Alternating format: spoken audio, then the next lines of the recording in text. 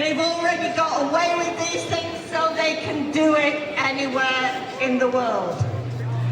And the first thing they did was to bomb a girls' elementary school, killing 152 children. And we've seen that in Gaza, where the Israelis have targeted women and children.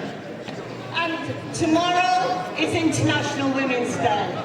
And we have to stand with women everywhere, but we have to stand with the women in Palestine who have been the cornerstone of their communities, who have stood with great strength against the genocide, against the apartheid.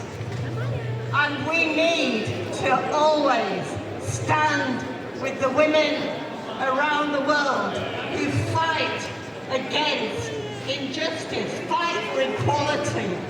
That's what we're here for.